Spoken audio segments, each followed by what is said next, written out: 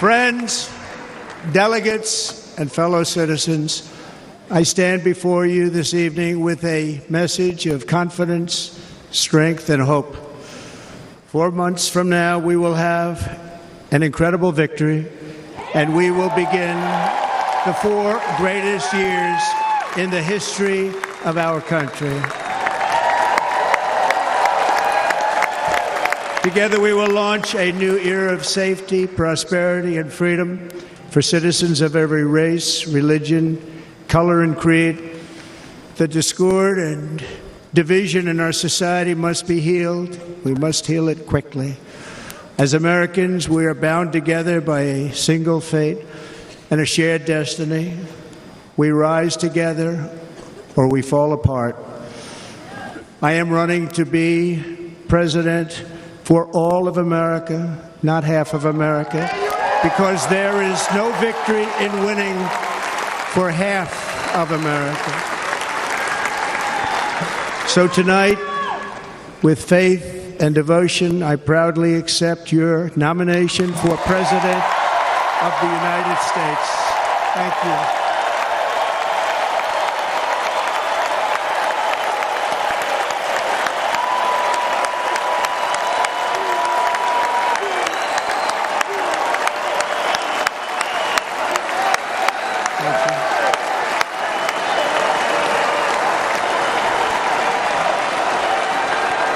Thank you very much.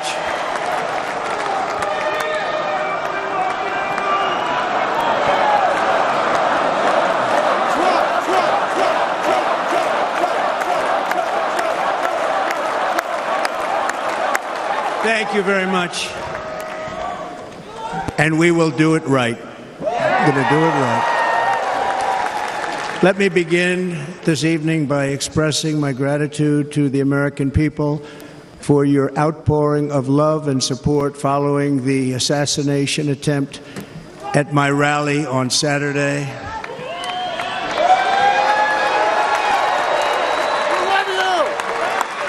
As you already know, the assassin's bullet came within a quarter of an inch of taking my life. So many people have asked me, what happened? Tell us what happened, please. And therefore, I will tell you exactly what happened, and you'll never hear it from me a second time because it's actually too painful to tell. It was a warm, beautiful day in the early evening in Butler Township in the great Commonwealth of Pennsylvania. Music was loudly playing, and the campaign was doing really well. I went to the stage and the crowd was cheering wildly. Everybody was happy. I began speaking very strongly, powerfully, and happily because I was discussing the great job my administration did on immigration at the southern border. We were very proud of it.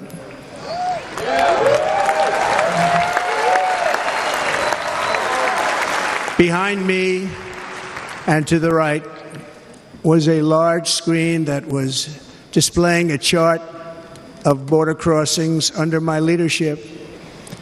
The numbers were absolutely amazing. In order to see the chart, I started to, like this, turn to my right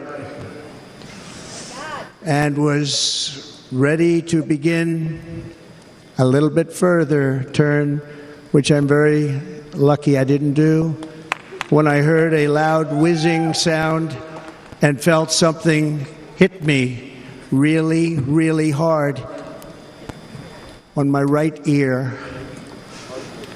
I said to myself, wow, what was that? It can only be a bullet. And moved my right hand to my ear, brought it down. My hand was covered with blood, just absolutely blood all over the place.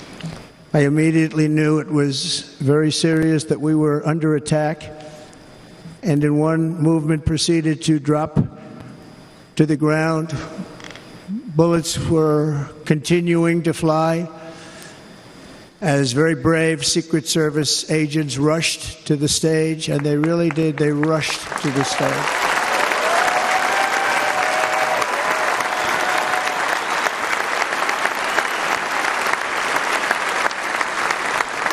These are great people, at great risk, I will tell you, and pounced on top of me so that I would be protected.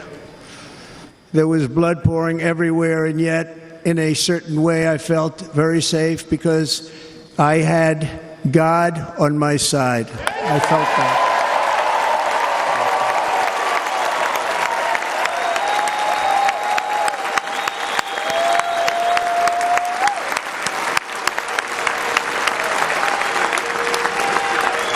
The amazing thing is that prior to the shot, if I had not moved my head at that very last instant, the assassin's bullet would have perfectly hit its mark, and I would not be here tonight. We would not be together. The most incredible aspect of what took place on that terrible evening in the fading sun was actually seen later. In almost all cases, as you probably know, and when even a single bullet is fired, just a single bullet, and we had many bullets that were being fired, crowds run for the exits or stampede, but not in this case. It's very unusual.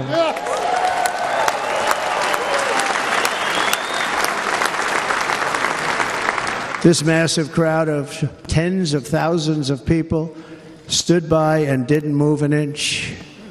In fact, many of them bravely but automatically stood up looking for where the sniper would be. They knew immediately it was a sniper, and then began pointing at him. You can see that if you look at the group behind me. That was just a small group compared to what was in front. Nobody ran, and by not stampeding, many lives were saved. But that isn't the reason that they didn't move. The reason is that they knew I was in very serious trouble. They saw it. They saw me go down. They saw the blood and thought, actually most did, that I was dead. They knew it was a shot to the head. They saw the blood. And there's an interesting statistic. The ears are the bloodiest part. If something happens with the ears, they bleed more than any other part of the body. For whatever reason, the doctors told me that. I said, why is there so much blood? He said, it's the ears. They bleed more. So we learned something, but they just,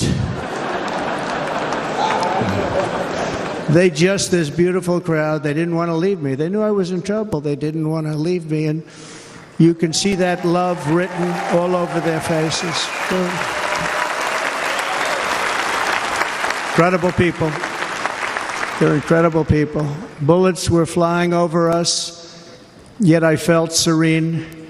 But now the Secret Service agents were putting themselves in peril. They were in very dangerous territory. Bullets were flying right over them, missing them by a very small amount of inches.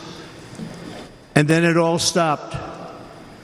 Our Secret Service sniper, from a much greater distance, and with only one bullet used, took the assassin's life, took him out.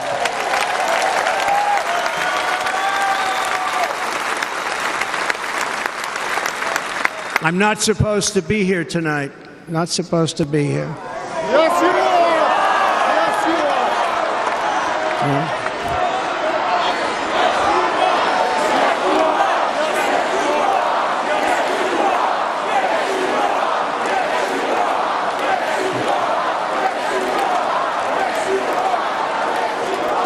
Thank you. But I'm not. And I'll tell you, I stand before you in this arena only by the grace of Almighty God.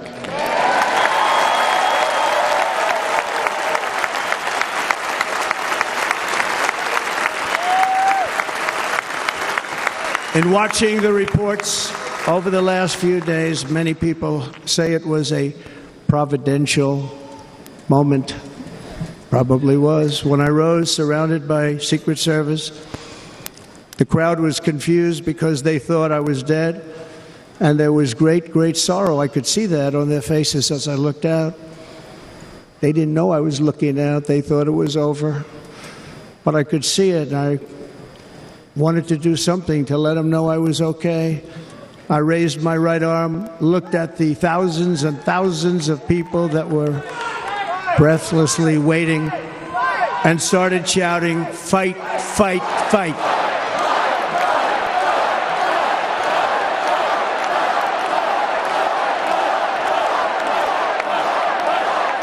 Thank you. Once my clenched fist went up, and it was high into the air. You've all seen that. The crowd realized I was okay and roared with pride for our country like no crowd I have ever heard before. Never heard anything like it. For the rest of my life, I will be grateful for the love shown by that giant audience of patriots that stood bravely on that fateful evening in Pennsylvania. Tragically, the shooter claimed the life of one of our fellow Americans, Corey Comparator. Unbelievable person, everybody tells me. Unbelievable. And seriously wounded, two other great warriors. Spoke to them today. David Dutch and James Copenhaver, two great people. I also spoke to all three families of these tremendous people. Our love and prayers are with them, and always will be. We're never going to forget them. They came for a great rally. They were serious Trumpsters, I want to tell you. They were serious Trumpsters, and still are. But Corey, unfortunately, we have to use the past tense. He was incredible. He was a highly respected former fire chief, respected by everybody. Was accompanied by his wife, Helen, incredible woman. I spoke to her today, devastated, and two precious daughters. He lost his life selflessly acting as a human shield to protect them from flying bullets. He went right over the top of them and was hit. What a fine man he was.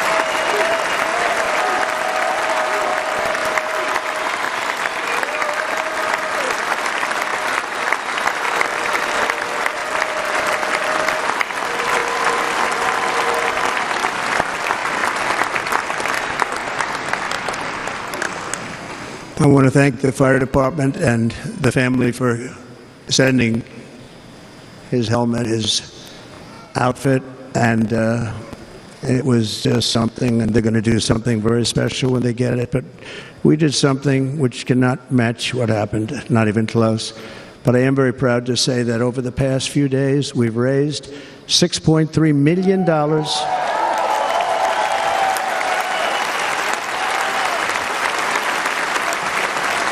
for the families of David, James, and Corey, including from a friend of mine just called up. He sent me a check right here. I just got it. $1 million from Dan Newland. Thank you, Dan. And again, when speaking to the family, I told them, I said, well, I'm going to be sending you a lot of money, but it can't compensate. They all said the same thing. You're right, sir. We appreciate so much what you're doing, but nothing can take the place in the case of Corey. And the other two, by the way, they were very, very seriously injured, but now they're doing very well. They're going to be okay. They're going to be doing very well.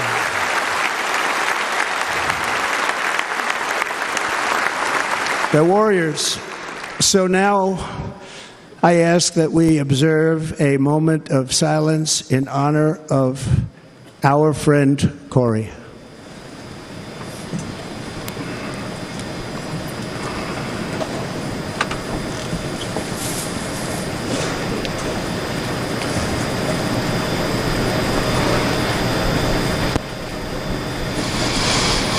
There is no greater love than to lay down one's life for others. This is the spirit that forged America in her darkest hours, and this is the love that will lead America back to the summit of human achievement and greatness. This is what we need. Despite such a heinous attack, we unite this evening more determined than ever. I am more determined than ever, and so are you. So is everybody in this room.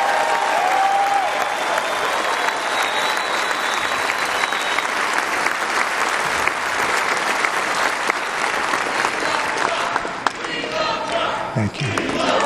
Thank you very much.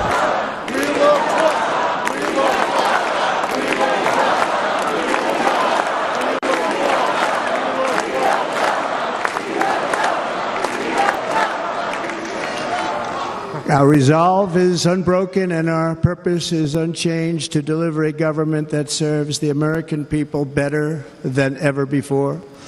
Nothing will stop me in this mission because our vision is righteous and our cause is pure.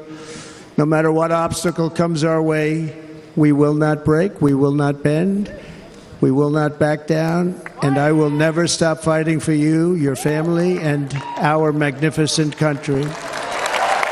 Never.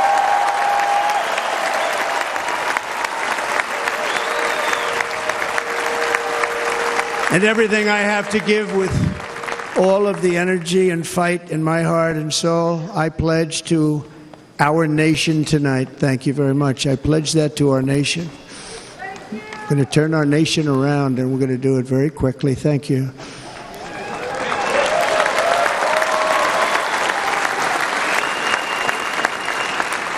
This election should be about the issues facing our country and how to make America successful, safe, free, and great again.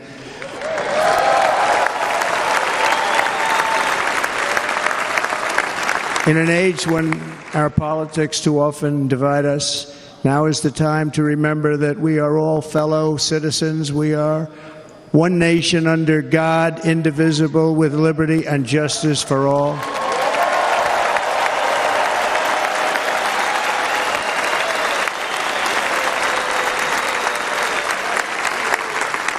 And we must not criminalize dissent or demonize political disagreement, which is what's been happening in our country lately at a level that nobody has ever seen before. In that spirit, the Democrat Party should immediately stop weaponizing the justice system and labeling their political opponent as an enemy of democracy. Especially since that is not true. In fact, I am the one saving democracy for the people of our country.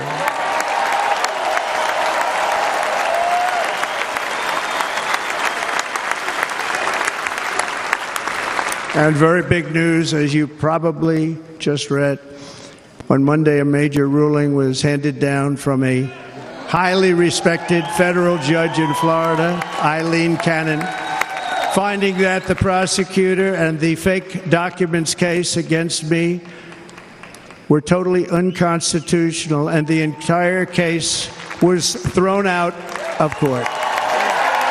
With all of that publicity, thrown out of court. If Democrats want to unify our country, they should drop these partisan witch hunts, which I have been going through for approximately 8 years. And they should do that without delay and allow an election to proceed that is worthy of our people. We're going to win it anyway, but worthy of. On this journey, I am deeply honored to be joined by my amazing wife, Melania.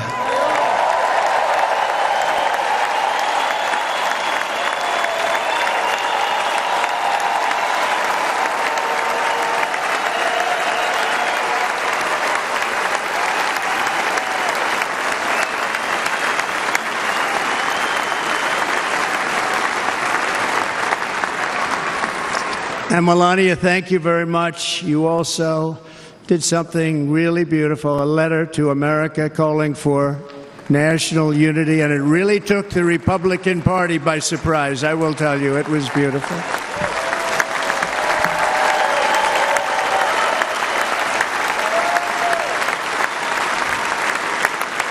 In fact, some very serious people said that we should take that letter and put it as part of the Republican platform. That would be an honor, wouldn't it? Right, Mr. Congressman? But it captivated so many, so I also want to thank my entire family for being here. Don, Kimberly, Ivanka and Jared, Eric and Lara, Tiffany and Michael, Barron. We love our Barron.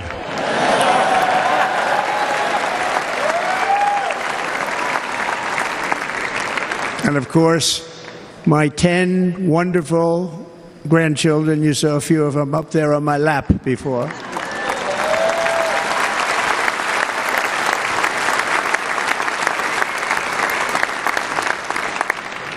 And how good was Dana? Was Dana good? I mean, was he good? You know, he was on probably the only vacation he's had in about, maybe ever, because he works, but about 10 years with his wife, very far away. I won't tell you where, but very, very far away, beautiful place. And my people called, and he said, yeah, I won't be able to do it. This is many, many years. I promised my wife I can't do it. And they came in, they said, Dana won't be able to do it because he was my first, second, and third choice. I said, well, you know, that's too bad, but I understand he's away, and it's good. It's good for him. And that was it. About 30 minutes later, she came back in, sir, Dana just called. He's going to do it. And his wife, she said, you can't turn him down. You just can't do it. You have to go. That's a good wife.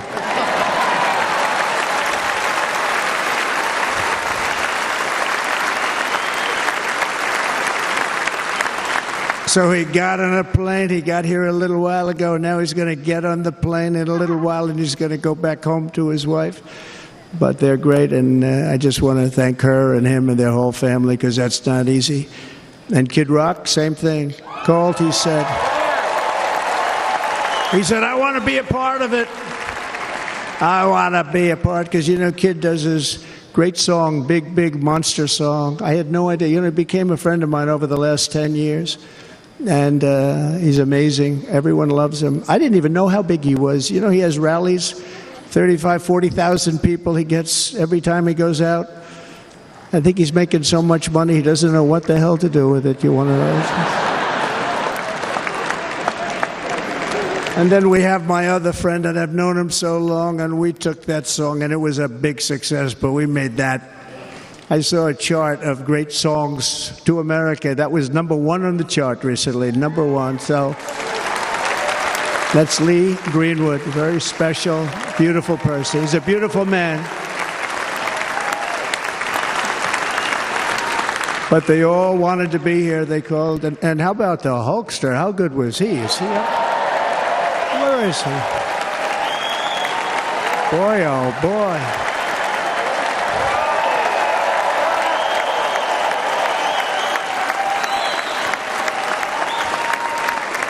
You know, they may call that entertainment. I know about entertainment, but when he used to lift a 350-pound man over his shoulders and then bench press him 2 rows into the audience, I say maybe entertainment, but he is one strong son of a gun. I will tell you, I watched it many times. There aren't a lot of entertainers that can do that, right? You were fantastic. Thank you very much. Followed by Eric. What was that all about? Boy, that was good. I didn't want to really come up here. But he was so great, and he's such a good young man. He went through a lot of trouble, and Don last night was incredible. They went through so much trouble. They got subpoenaed more than any people probably in the history of the United States. Every week they get another subpoena from the Democrats, crazy Nancy Pelosi, the whole thing, just boom, boom, boom. They've got to stop that because they're destroying our country. We have to work on making America great again, not on beating people. And we won. We beat them in all. We beat them on the impeachments. We beat them on indictments. We beat them. But the time that you have to spend, if they would devote that genius to helping our country, we'd have a much stronger and better country.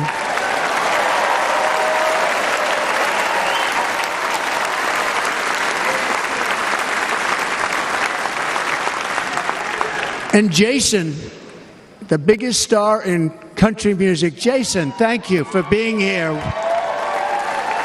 Jason, thank you very much. Jason Aldean, he's good.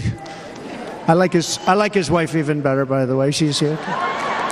Thank you, Jason. But I'm thrilled to have a new friend and partner fighting by my side. The next Vice President of the United States, the current Senator from Ohio, J.D. Vance, and his incredible wife, Usha.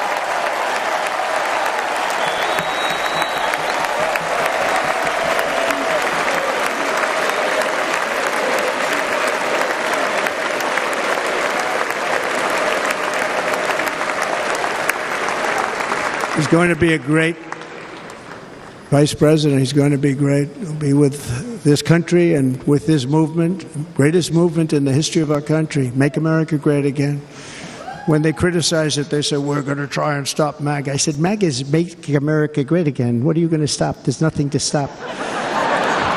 Then they say, oh, that's right. It's very tough to fight it. And all of the people that did try and fight it have failed. But he's going to be with us for a long time, and it was an honor to select him. Great student at Yale. His wife was a great student at Yale. They met at Yale. These are two smart people. So, J.D., you're going to be doing this for a long time. Enjoy the ride.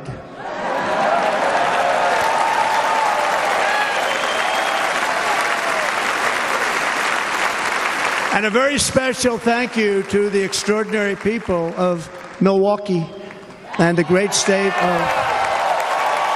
Oh, there they are. There they are. You are so easy to spot. And Green Bay's going to have a good team this year, right? They're going to have a good team. They're going to have a good team. Most of the audience doesn't like it, but it's true. You're going to have a very good team this year. And by the way, Wisconsin, we are spending over $250 million here creating jobs and other economic development all over the place. So I hope you will remember this in November and give us your vote. I am trying to buy your vote. I'll be honest about that.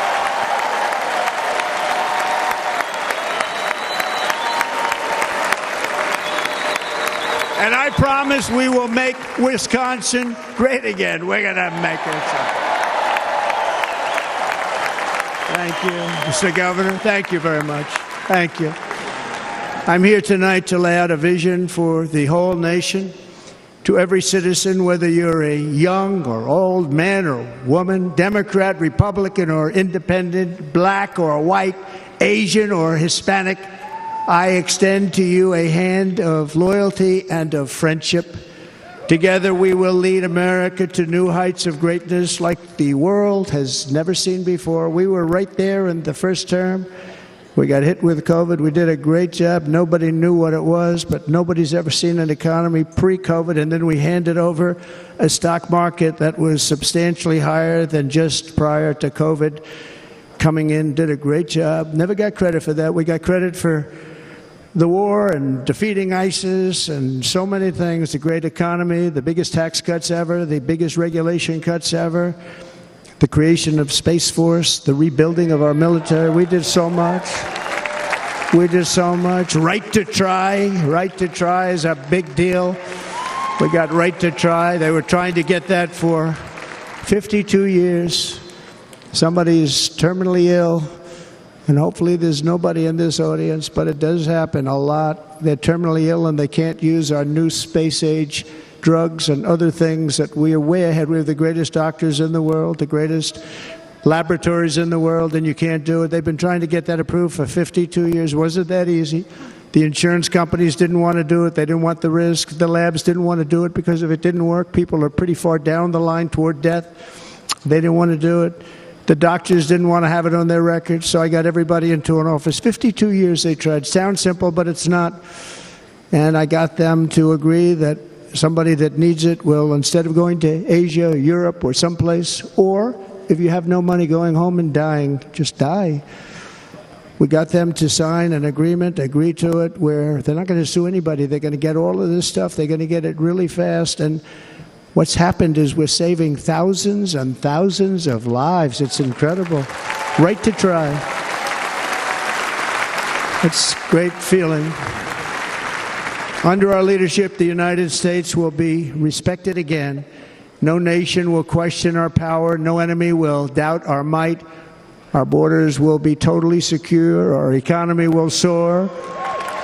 We will return law and order to our streets, patriotism to our schools, and importantly, we will restore peace, stability, and harmony all throughout the world. But to achieve this future, we must first rescue our nation from failed and even incompetent leadership. We have totally incompetent leadership. This will be the most important election in the history of our country. Under the current administration, we are indeed a nation in decline. We have an inflation crisis that is making life unaffordable, ravaging the incomes of working and low-income families, and crushing, just simply crushing our people like never before. They've never seen anything like it. We also have an illegal immigration crisis, and it's taking place right now as we sit here in this beautiful arena. It's a massive invasion at our southern border that has spread misery, crime, poverty, disease, and destruction to communities all across our land. Nobody's ever seen anything like it. Then there's an international crisis, the likes of which the world has seldom been part of. Nobody can believe what's happening. War is now raging in Europe and the Middle East. A growing specter of conflict hangs over Taiwan, Korea, the Philippines, and all of Asia. And our planet is teetering on the edge of World War III. And this will be a war like no other war because of weaponry. The weapons are no longer army tanks going back and forth shooting at each other. These weapons are obliteration. It's time for a change. This administration can't come close to solving the problems. We're dealing with very tough, very fierce people. They're fierce people. And we don't have fierce people. We have people that are a lot less than fierce, except when it comes to cheating on elections and a couple of other things. Then they're fierce. Then they're fierce. So tonight, I make this pledge to the great people of America. I will end the devastating inflation crisis immediately, bring down interest rates, and lower the cost of energy. We will drill, baby, drill.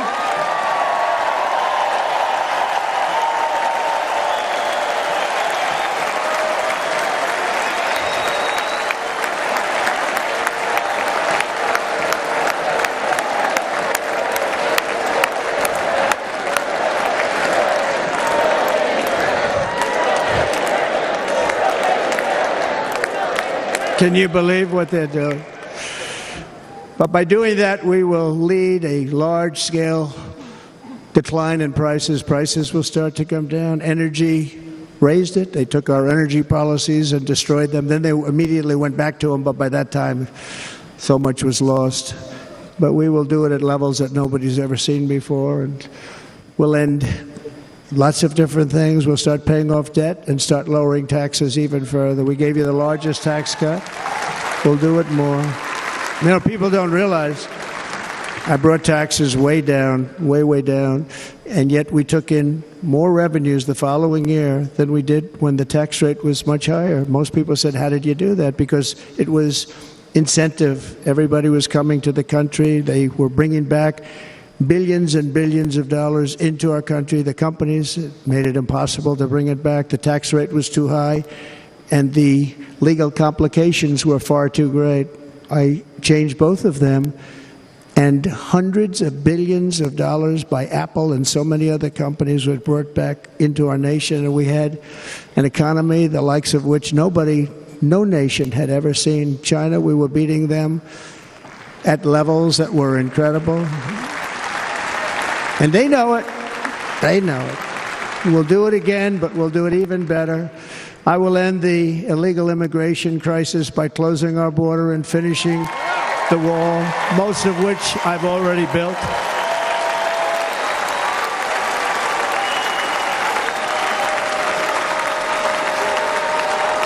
On the wall, we were dealing with a very difficult Congress, and I said, oh, that's okay, we won't go to Congress. I call it an invasion.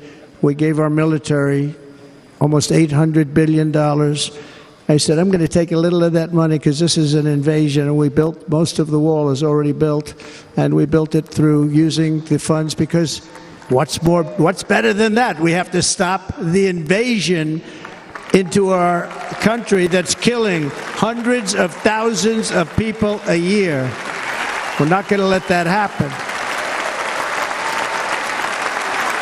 I will end every single international crisis that the current administration has created, including the horrible war with Russia and Ukraine, which would have never happened if I was president, and the war caused by the attack on Israel, which would have never happened if I was president. Iran was broke. Iran had no money. Now Iran has $250 billion. They made it all over the last 2.5 years. They were broke. I watched the other day on a show called Deface the Nation. Has anyone seen it? And they had a congressman who was a Democrat say, well, whether you like him or not, Iran was broke dealing with Trump. I told China and other countries, if you buy from Iran, we will not let you do any business in this country, and we will put tariffs on every product you do send in of 100% or more. And they said to me, well, I think that's about it. They weren't going to buy any oil.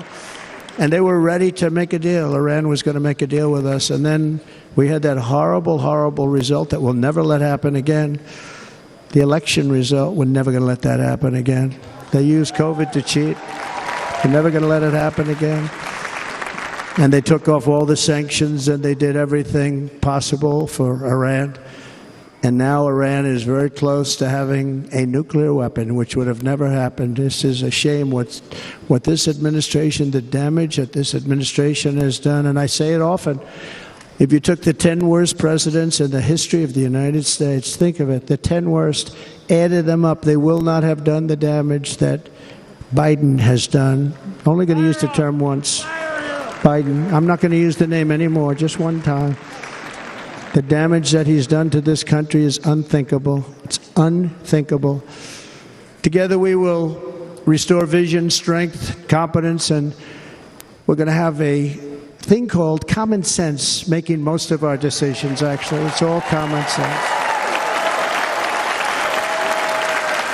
Just a few short years ago, under my presidency, we had the most secure border and best economy in the history of our country, in the history of the world. We had the greatest economy in the history of the world. We had never done anything like it. We were beating every country, including China, by leaps and bounds. Nobody had seen anything like it. We had no inflation. Soaring incomes were going. Nobody can believe it. You can't believe what happened 4 years ago is happening in reverse, and the world was at peace. Inflation has been a killer for our country. No matter what you make it, it doesn't matter, because inflation is eating you alive. People that were putting away money, they were making great wages, the highest they've ever made, but they were putting away a lot of money. Now they are just being destroyed. They're not putting away anything. They're barely living. They're going into savings accounts. They're taking out their money to live because of inflation. Inflation, remember, it's called a country buster. You can go back to Germany from 100 years ago. You can go back to any country that suffered great inflation. We've suffered the worst inflation we've ever had. But go back and see what's happened to those countries. We've had the worst inflation we've ever had under this person. But in less than 4 years, our opponents have turned incredible success into unparalleled tragedy and failure. It's been a tremendous failure. Today, our cities are flooded with illegal aliens. Americans are being squeezed out of the labor force and their jobs are taken. And by the way, you know who's taking the jobs that are created? 107% of those jobs are taken by illegal aliens. And you know who's being hurt the most by millions of people pouring into our country? The black population and the Hispanic population, because they're taking the jobs from our black population, our Hispanic population, and they're also taking them from unions. The unions are suffering because of it. Thank you. Thank you. I like you too. Thank you very much. Inflation has wiped out the life savings of our citizens and forced the middle class into a state of depression and despair. That's what it is. It's despair and depression. We cannot and will not let this continue. Less than 4 years ago, we were a great nation, and we will soon be a great nation again. We're going to be a great nation again.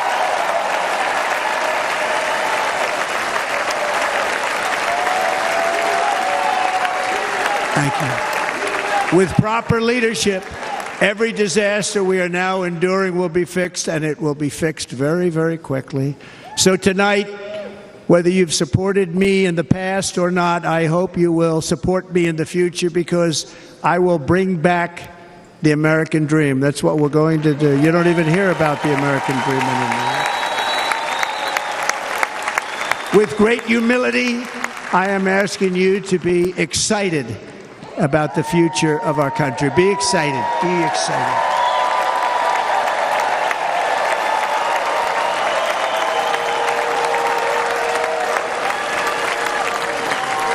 And by the way, the news reports, look at all of those big networks. Look at them. They're all here. But every one of them has said this could be the most organized, best run, and most enthusiastic convention of either party that they've ever seen. Every single one.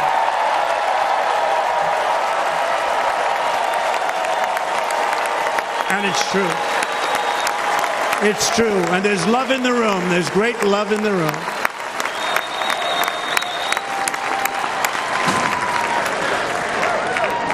So I better finish strong.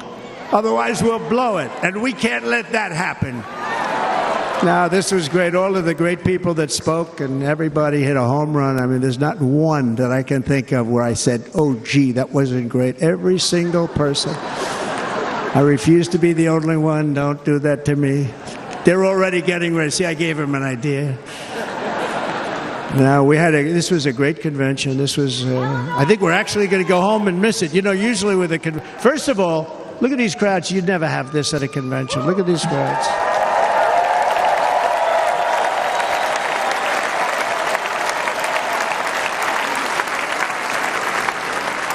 Love. It's about love. This week, the entire Republican Party has formally adopted an agenda for America's renewal, and you saw that agenda.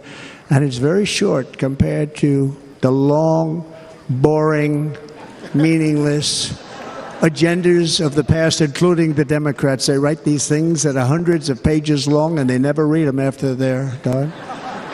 In their case, fortunately, they don't read them because they're pretty bad. It's a series of bold promises that we will swiftly implement when you give us a Republican House. And Mr. Speaker, thank you very much. We have our great Speaker of the House with us tonight, Mr. Speaker. Thank you very much. Thank you. A Republican Senate. We have many senators here. And send me back to our beautiful White House just a few short months from now. We're talking about just months. It can't come fast enough. We have to get it done. First, we must get economic relief to our citizens. Starting on day one, we will drive down prices and make America affordable again. We have to make it affordable. It's not affordable. People can't live like this. Under this administration, our current administration, groceries are up 57%, gasoline is up 60 and 70%, mortgage rates have quadrupled. And the fact is, it doesn't matter what they are because you can't get the money anyway. You can't buy houses. Young people can't get any financing to buy a house. The total household costs have increased an average of $28,000 per family under this administration. Republicans have a plan to bring down prices and bring them down very, very rapidly. By slashing energy costs, we will in turn reduce the cost of transportation, manufacturing, and all household goods. So much starts with energy. And remember, we have more liquid gold under our feet than any other country by far. We are a nation that has the opportunity to make an absolute fortune with its energy. We have it, and China doesn't. Under the Trump administration, just 3.5 years ago, we were energy independent. But soon we will actually be better than that. We will be energy dominant and supply not only ourselves, but we will supply the rest of the world with numbers that nobody has ever seen, and we will reduce our debt, $36 trillion. We will start reducing that, and we will also reduce your taxes still further. Next, and by the way, they want to raise your taxes 4 times, think of it. And all my life I grew up watching politicians. I always loved politics. I guess I was on the other side. I'd watch and they were always talking about, we will give you a tax cut. We will give you a tax cut. My whole life I was watching, I will give you a tax cut, right, Mr. Congressman? That's all they talked about. This is the only administration that said, we're going to raise your taxes by 4 times what you're paying now, and people are supposed to vote for them? I've never heard it. You're paying too much. We're going to reduce your taxes still further. We gave you the biggest one, as I said. We're going to give you more, and it's going to lead to tremendous growth. We want growth in our country. That's what's going to pay off our debt.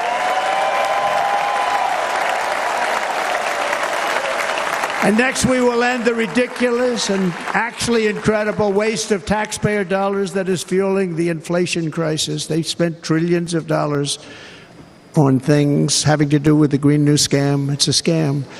And caused tremendous inflationary pressures in addition to the cost of energy.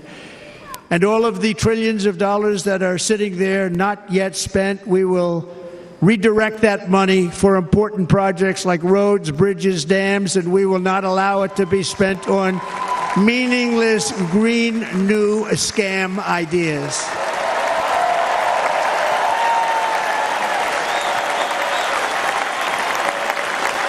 And I will end the electric vehicle mandate on day one.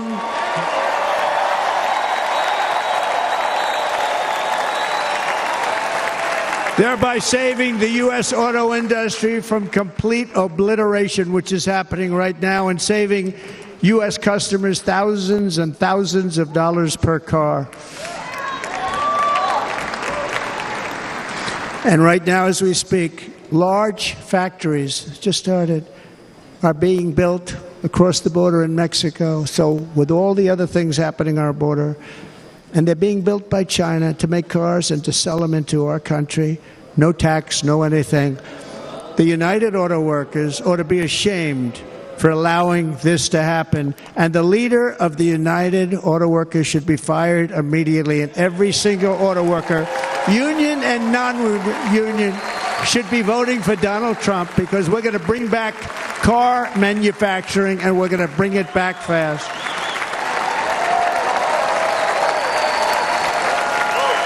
They're building some of the largest auto plants anywhere in the world. Think of it, in the world. We're going to bring it back. We're going to make them. We don't mind that happening, but those plants are going to be built in the United States, and our people are going to man those plants.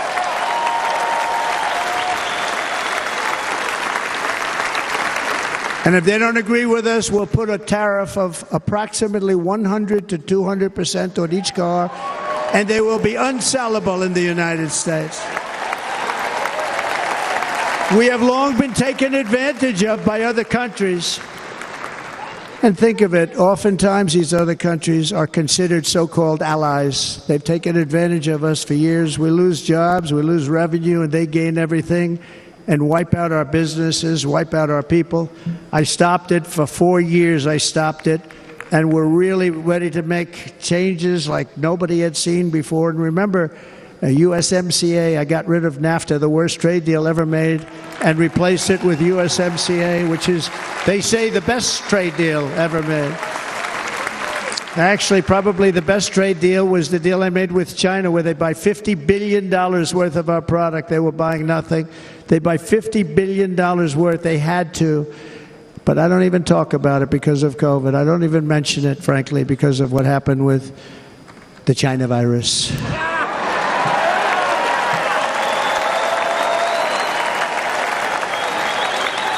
We will not let countries come in, take our jobs, and plunder our nation. They come and do that. They plunder our nation. The way they will sell their product in America is to build it in America. Very simple. Build it in America and only in America.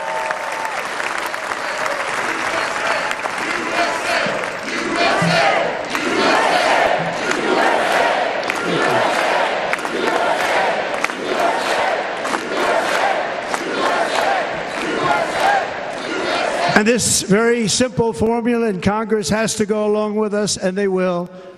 This very simple formula will create massive numbers of jobs. We will take over the auto industry again, and many, hundreds of thousands of jobs. We lost so many jobs over the years. If you go back 20, 25 years, they've stolen, going to China and Mexico, about 68% of our auto industry manufacturing jobs. We're going to get them all back. We're going to get them all back, every one of them. At the center of our plan for economic relief are massive tax cuts for workers that include something else that's turned out to be very popular, actually. Here it's very popular, in this building and all those hotels that I saw that are so nice. I'm staying in a nice one. It's called no tax on tips. No tax on tips. No tax on tips.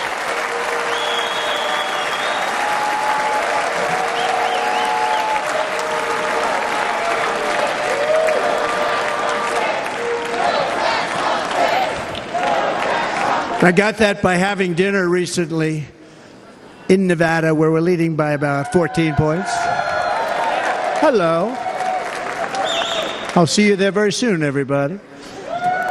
And we're having dinner at a beautiful restaurant in the Trump building on the Strip, and it's a great building, and the waitress comes over. How's everything going? A really nice person. How's everything? Oh, sir, it's so tough.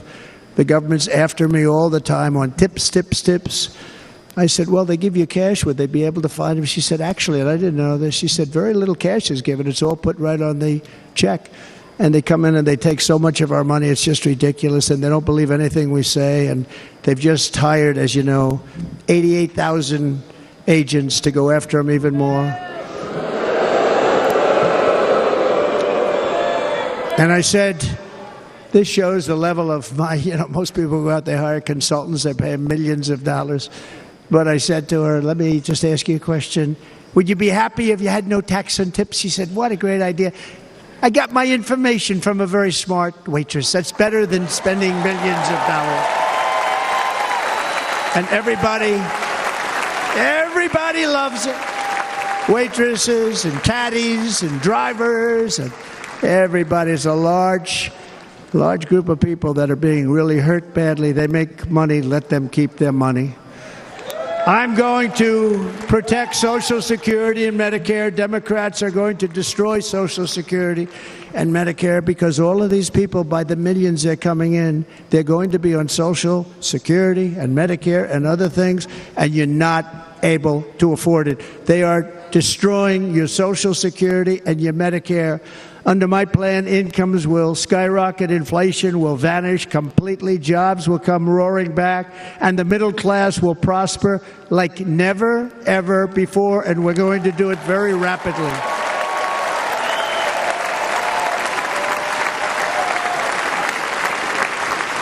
But no hope or dream we have for America can succeed unless we stop the illegal immigrant invasion, the worst that's ever been seen anywhere in the world. There's never been an invasion like this anywhere. Third world countries would fight with sticks and stones not to let this happen. The invasion at our southern border, we will stop it, and we will stop it quickly. You heard Tom Homan yesterday. Tom Homan, put him in charge and just sit back and watch. Brandon Judd of Border Patrol, he's incredible. These guys, you know, they really, their job is a lot easier if they don't have to do anything, but they want to. They're patriots. Brandon Judd, Border Patrol, ICE. ICE goes out. You have to see what ICE does with MS-13. You have these are probably the worst gang, and ICE goes in there. And I know a lot of people in these rows here, and they're very tough people, but they don't want to do this job. They'll go into a pack of MS-13 killers. They're the worst, probably the worst gangs in the world. And we have thousands of them. I moved thousands and thousands out in my 4 years. We moved them out, and it was a pleasure. But ICE would go right into a pack of these killers, and you see fists flying, you see everything flying, and then they take them. They put them in a paddy wagon. They take them back, and they get them out of our country. And the other countries weren't accepting them back, and I called up, and I said, tell them that we're not giving them economic aid anymore. And the next day, I got calls from all of these countries that were terminated. Billions of dollars we spend on economic aid to countries that does us, frankly, no good. And the next day I was called by everybody. I couldn't take all the calls. Sir, what's the problem? I said, you won't take your killers back that you sent in caravans into America. You won't take them back. Well, sir, if you'd like us to, we would give very serious consideration to doing that. And within 24 hours, they were being taken back. For years and years, when I first came in, they said President Obama tried to get him to go back, and they wouldn't accept him. They'd put planes on the runway so you couldn't leave the plane. They'd close the road so you couldn't take the buses. They'd all have to turn back. As soon as I said no more economic aid of any kind to any country that does that, they called back and they said, sir, it would be our great honor to take MS-13. We love them very much. We love them very much, sir. We'll take them back. At the heart of the Republican platform is our pledge to end this border nightmare and fully restore the sacred and sovereign borders of the United States of America, and we're going to do that on day one.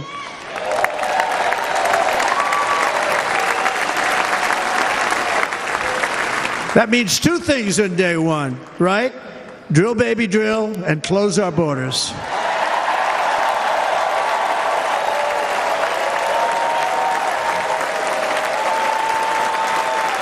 And by the way, and I think everybody as a Republican, as a patriot in this room, and most Democrats, we want people to come into our country, but they have to come into our country legally. Legally.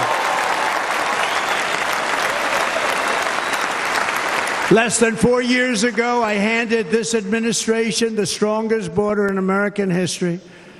But you can see on the chart that saved my life, that was the chart that saved my life. I said, look it, I'm so proud of it. I think it's one of the greatest, it was done by the Border Patrol, one of the greatest charts I've ever seen. It showed everything just like that. You know the chart. Oh, there it is. That's pretty good. Wow. Last time I put up that chart, I never really got to look at it. But without that chart, I would not be here today.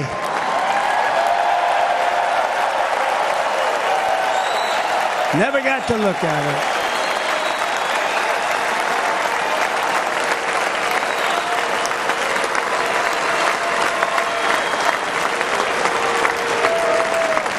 I said, you got to see this chart. I was so proud of it, and by the time I got to there, I never got to see it that day.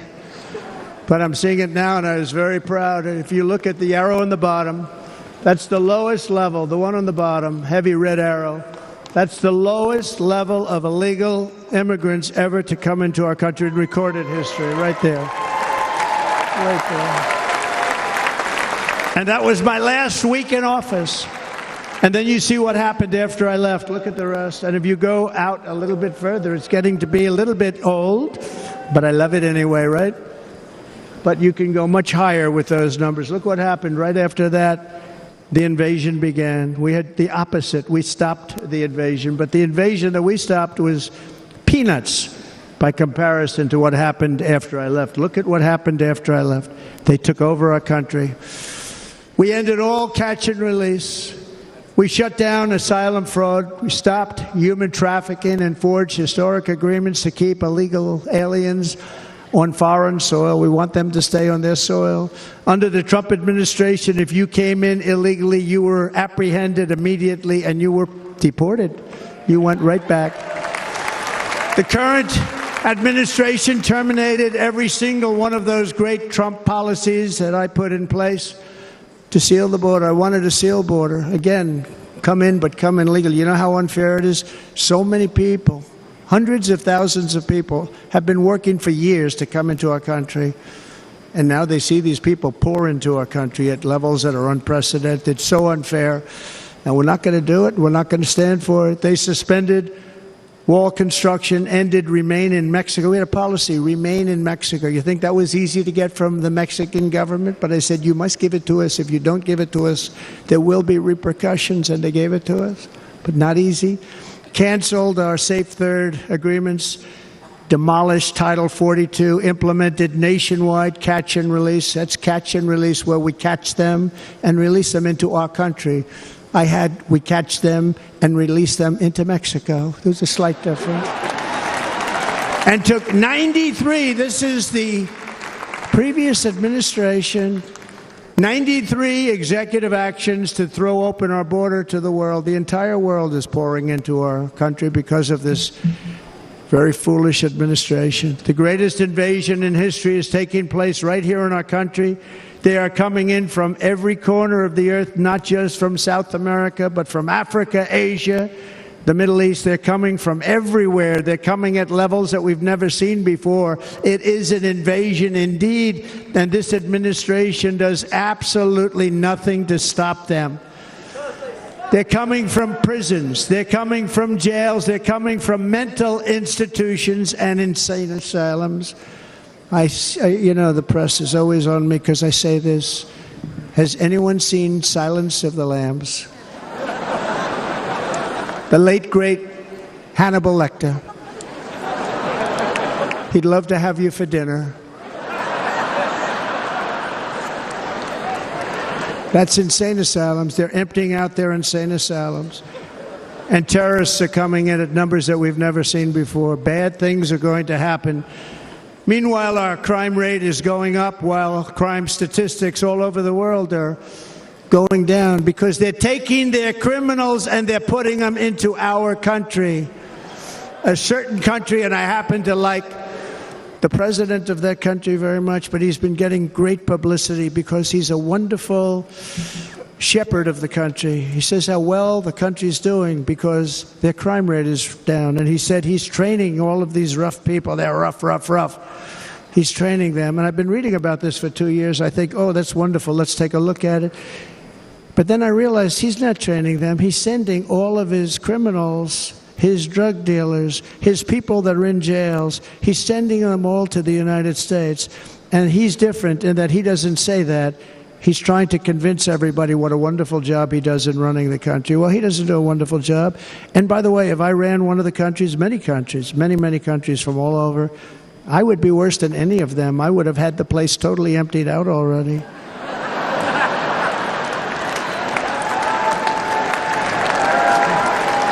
But we become a dumping ground for the rest of the world, which is laughing at us. They think we're stupid. And they can't believe that they're getting away with what they're getting away with, but they're not going to be getting away with it for long. That's what I can tell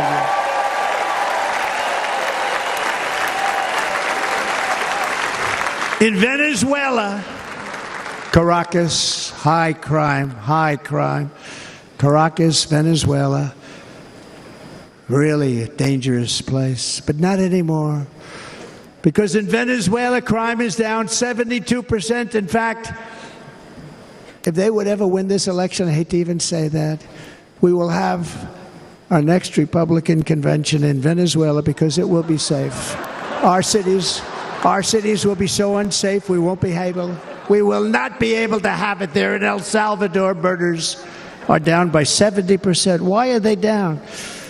Now, he would have you convinced that because he's trained murderers to be wonderful people. No.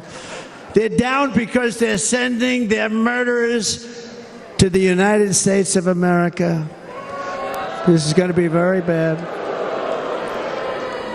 And bad things are going to happen, and you're seeing it happen all the time. That's why, to keep our families safe, the Republican platform promises to launch the largest deportation operation in the history of our country. Even larger than that of President Dwight D. Eisenhower from many years ago. You know, he was a moderate, but he believed very strongly in borders. He had the largest deportation operation we've ever had. Just recently, I spoke to the grieving mother of Jocelyn Nungary, a wonderful woman, a precious 12-year-old girl from Houston who last month was tied up, assaulted, and strangled to death after walking to the convenience store just a block away from her house. Her body was dumped near the side of the road in a shallow creek, found by some onlookers who couldn't believe what they had witnessed.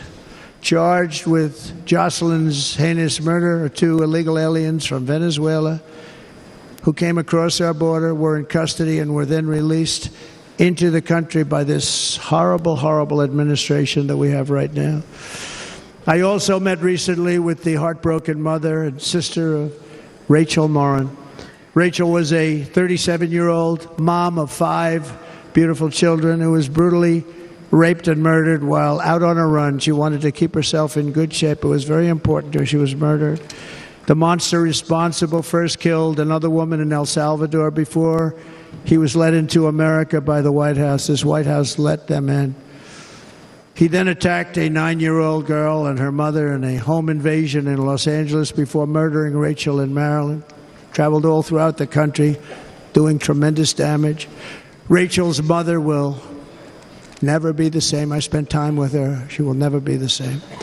I've also met with the wonderful family of Laken Riley, the brilliant 22-year-old nursing student. She was so proud of being first in her class, who was out for a jog on the campus of the University of Georgia when she was assaulted, beaten, and horrifically killed. Yet another American life was stolen by a criminal alien set free by this administration. And these were incredible people we're talking about. These were incredible people who died. Tonight, America, this is my vow. I will not let these killers and criminals into our country.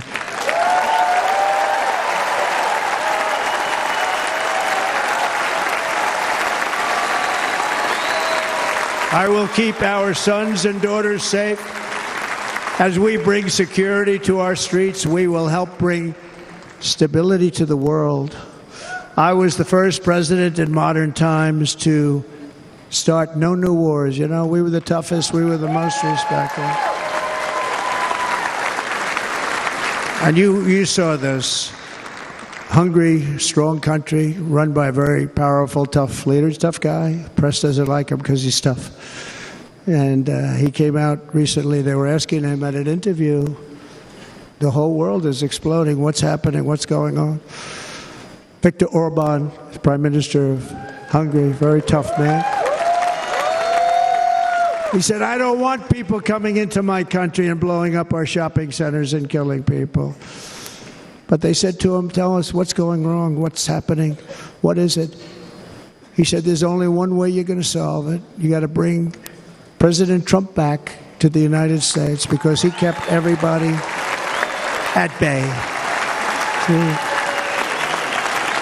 He used a word I wouldn't use because I can't use that word, because you'd say it was braggadocious. The press would say he was a braggart. I'm not a braggart.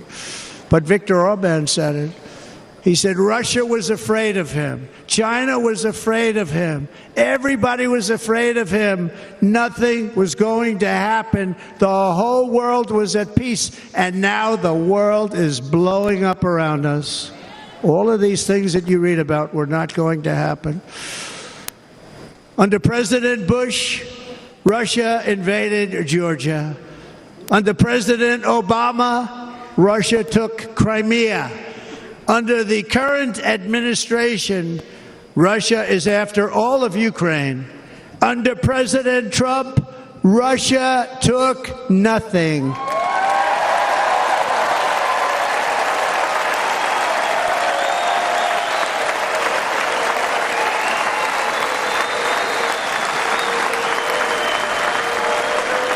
We defeated 100% of ISIS in Syria and Iraq, something that was said to take 5 years, sir. It'll take 5 years, sir. We did it in a matter of a couple of months. We have a great military. Our military is not woke. It's just some of the fools on top that are woke.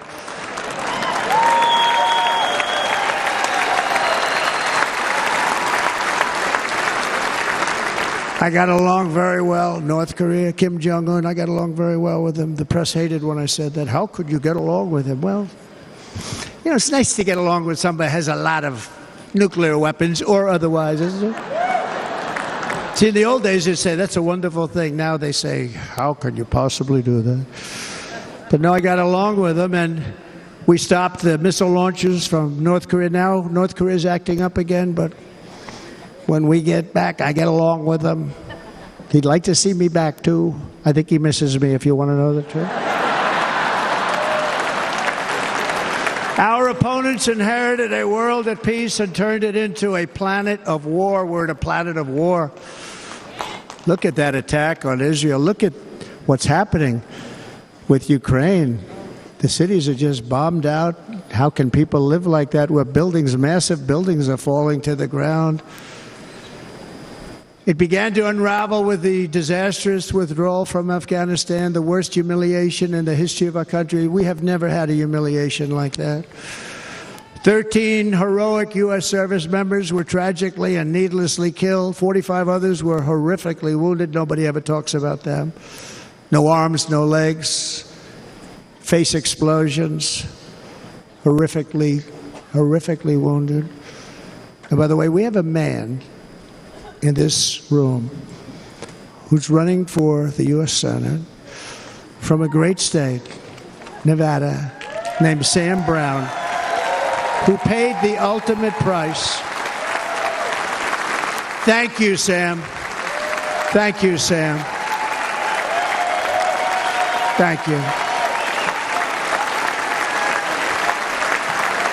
He paid the biggest price probably ever paid by anybody that is running for office, and I think he's going to do great. He's running against a person that is not good, not respected, a total lightweight. But Sam, I think, paid, really, we were talking about it with some of the senators that are working so hard for Sam, but he paid the biggest price of any senator ever to run for the Senate. I don't think anybody's ever what he did. He was a real hero, a really great person. And he's running, and I hope that everybody gets out and votes for Sam Brown.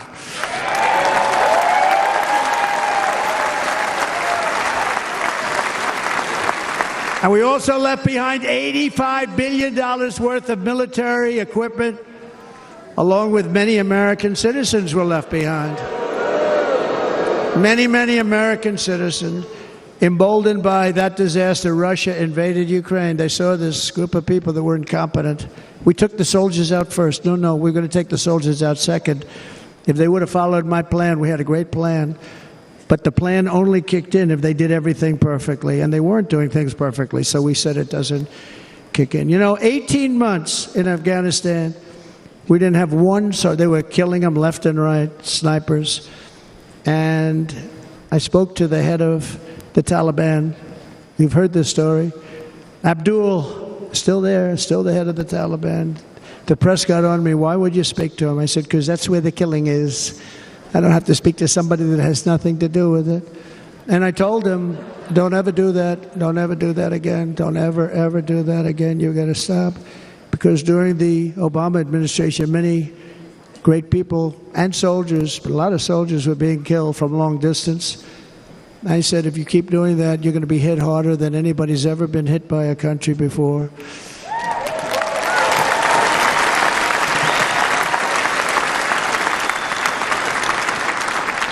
And he said, I understand, Your Excellency. He called me Your Excellency.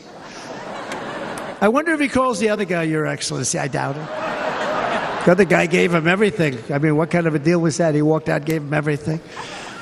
Do you know that right now Afghanistan is one of the largest sellers of weapons in the world? They're selling the brand new, beautiful weapons that we gave them. But think of it, he actually said to me, but why do you show me a picture of my home? I said, you'll have to ask your people or one of your wives. But he could figure it out. And for 18 months, we had not one attack on an American soldier by the Taliban. 18 months.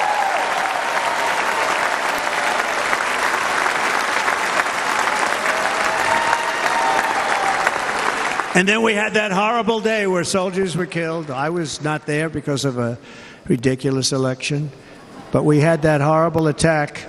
And they also gave up Bagram, one of the biggest bases anywhere in the world, air bases anywhere in the world, the longest runways, most powerful, hardened, thickened runways. We gave it up. And I liked it not because of Afghanistan. I liked it because of China. It's 1 hour away from where China makes their nuclear weapons. And you know who has it now? China has it now. We were keeping that. And now China is likewise circling Taiwan, and Russian warships and nuclear submarines are operating 60 miles off the coast in Cuba. Do you know that? No, the press refuses to write about it. If that were me running this country and we had nuclear submarines in Cuba, I will tell you that the headlines every day would be, what's wrong with our president? You don't even hear this. You're not hearing about this. Russia has nuclear submarines and warships 60 miles away, Mr. Congressman, from Miami, by the way, happens to be here. Correct? In Cuba. And that would not be stood for if it were somebody else. They don't want to mention it, but now maybe they will. And the entire world, I tell you this, we want our hostages back, and they better be back before I assume office, or you will be paying a very big price.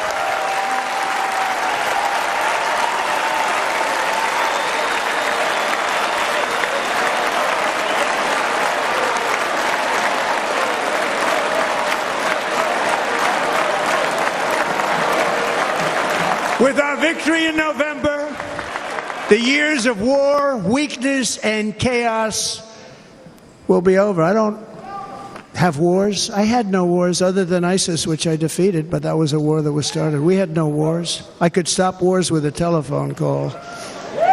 I could stop wars with just a telephone call. If properly stated, it would never start. We will replenish our military and build an Iron Dome missile defense system to ensure that no enemy can strike our homeland. And this great Iron Dome will be built entirely in the USA. We're going to build it in the USA. And Wisconsin, just like I gave you that massive ship contract, and you're doing a very nice job, Governor, right? Thank you, Governor. And they're doing a great job. In fact, I had a little design change, and we gave them a tremendous for essentially what we used to call destroyers. These are now the most beautiful. They look like yachts. I said, we have to take the bow, and we have to make it a little nicer and a little point at the top instead of a flat nose. And the people at the shipyard said, this guy sort of knows what he's doing. We have the most beautiful ships, right, Governor? And everybody's sitting over there.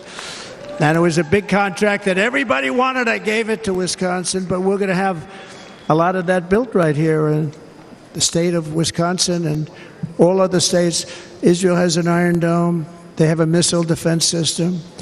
342 missiles were shot into Israel, and only one got through a little bit. It was badly wounded. It fell to the ground, but most of them are. And Ronald Reagan wanted this many years ago, but we really didn't have the technology many years ago. Remember, they called it Starship, spaceship, anything to mock him. But he was a very good president, very, very good. But now we have unbelievable technology. And why should other countries have this and we don't? No, we're going to build an iron dome over our country, and we're going to be sure that nothing can come and harm our people. And again, from an economic development standpoint, we're going to make it all right here. No more sending it out to other countries in order to help. It's America first. America first. We will unleash the power of American innovation. And as we do, we will soon be on the verge of finding the cures to cancer, Alzheimer's disease, and many other diseases. We're going to get to the bottom of it. You remember this gentleman that I don't want to mention other than one time I had to, because when you say the 10 worst, I had to do it. I didn't want anybody to be confused. But this man said, we're going to find the cure to cancer. Nothing happened. We're going to get to the cure for cancer and Alzheimer's and so many other things. We're so close to doing something great. But we need a leader that will let it be done. We will not have men playing in women's sports. That will end immediately.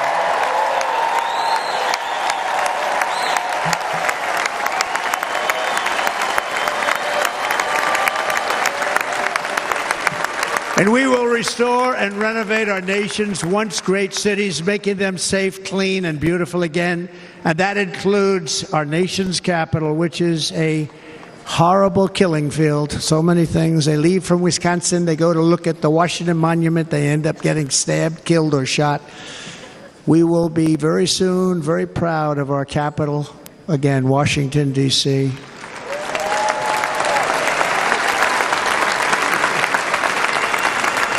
America is on the cusp of a new golden age, but we will have the courage to seize it. We're going to take it. We're going to make it a current. We're going to bring this into a golden age like never seen before. Remember this, China wants to do it, Japan wants to do it, all of these countries want to do it. We have to produce massive amounts of energy if we're going to produce the new. If you look at some of the things that have been done and some of the things that we're going to do, but AI needs literally twice the electricity that's available now in our country. Can you imagine? But instead, we're spending places where they recharge electric cars. They built 8 chargers at a certain location toward the Midwest. 8 chargers for $9 billion. Think of them as a tank for filling up your gas. Think of it. They spent $9 billion on 8 chargers, 3 of which didn't work. And if you were going to do this all over our country, this crazy electric mandate, if you're going to do this all, and by the way, I'm all for electric. They have their application. But if somebody wants to buy a gas-powered car, gasoline-powered car, or a hybrid, they're going to be able to do it. And we're going to make that change on day 1.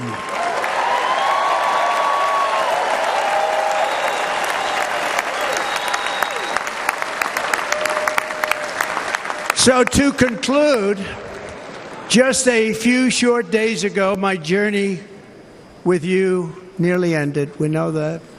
And yet, here we are tonight, all gathered together, talking about the future, promise, and a total renewal of a thing we love very much. It's called America. We live in a world of miracles. None of us knows God's plan or where life's adventure will take us. I want to thank Franklin Graham for being here tonight. He's an outstanding man. He wrote me a note recently. I have a lot of respect for him. Sir, I love your storytelling. I think it's great in front of these big rallies. But sir, please do me one favor. It won't make any difference. Please don't use any foul language. I was a little embarrassed. He said, it won't make any difference. Actually, it does. The story's not quite as good, but I've been very good. The story is not quite as good, to be honest. I've got to have a little talk with Franklin, but he was great. He's a great gentleman. His father was so incredible, Billy Graham. My father used to love taking me to see Billy Graham. My father would take me to see Billy Graham at Yankee Stadium. He had the biggest rallies you've ever seen. He was a good rally guy, too. But he'd get up, and he was a fantastic guy. My father loved Billy Graham. But I love Franklin Graham. I think Franklin's been fantastic, and I'm working so hard to adhere to his note to me. I'm working hard on it, Franklin. But if the events of last Saturday make anything clear, it is that every single moment we have on earth is a gift from God.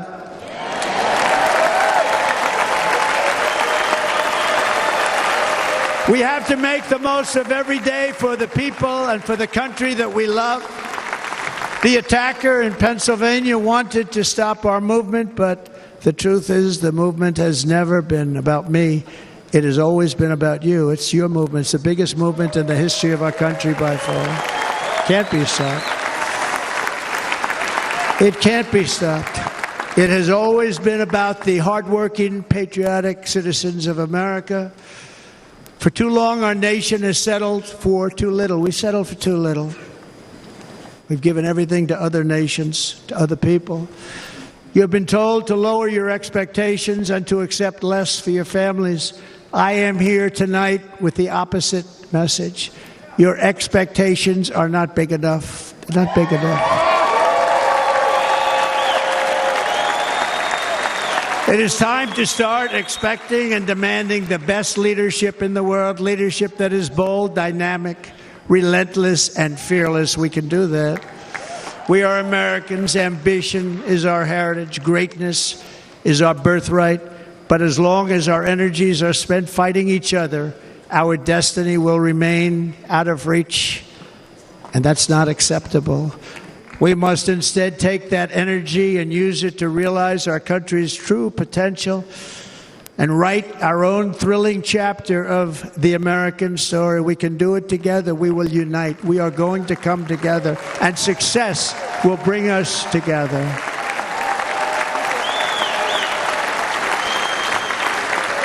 It is a story of love, sacrifice, and so many other things. And remember the word, devotion. It's unmatched devotion. Our American ancestors crossed the Delaware, survived the icy winter at Valley Forge, and defeated a mighty empire to establish our cherished republic. They fought so hard, they lost so many. They pushed thousands and thousands of miles across a dangerous frontier, taming the wilderness to build a life and a magnificent home for their family.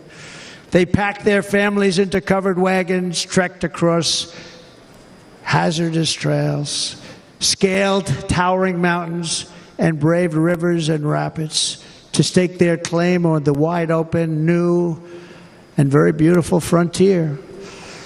When our way of life was threatened, American patriots marched onto the battlefield, raced into enemy strongholds, and stared down death and stared down those enemies to keep alive the flame of freedom. At Yorktown, Gettysburg, and Midway, they joined the roll call of immortal heroes. So many heroes, so many great, great people, and we have to cherish those people. We can't forget those people. We have to cherish those people.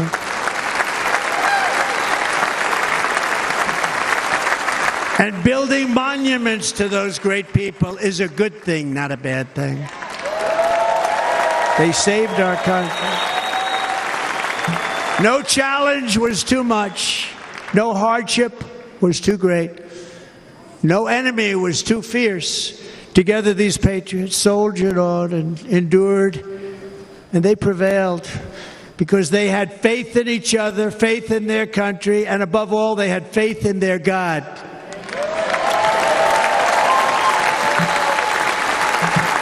Just like our ancestors, we must now come together, rise above past differences.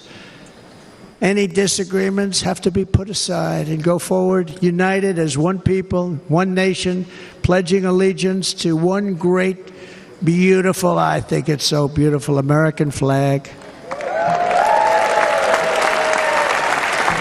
Tonight I ask for your partnership, for your support, and I am humbly asking for your vote. I want your vote. Going to make our country great again. Every day I I will strive to honor the trust you have placed in me, and I will never, ever let you down. I promise that. I will never let you down. To all of the forgotten men and women who have been neglected, abandoned, and left behind, you will be forgotten no longer. We will press forward, and together we will win, win, win.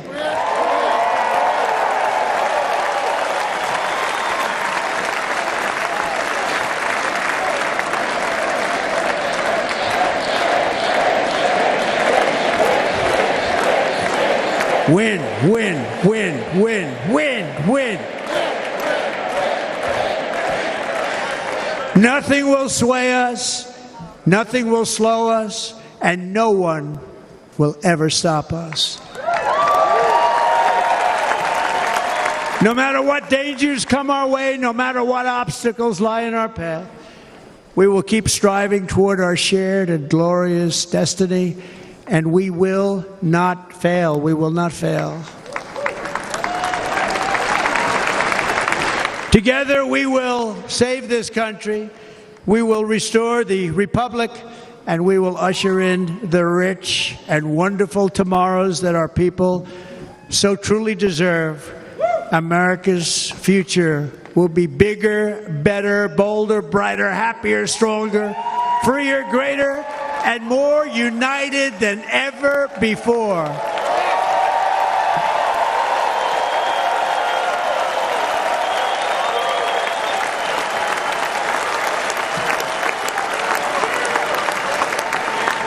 And quite simply put, we will very quickly make America great again. Thank you very much. Thank you very much, Wisconsin. God bless you.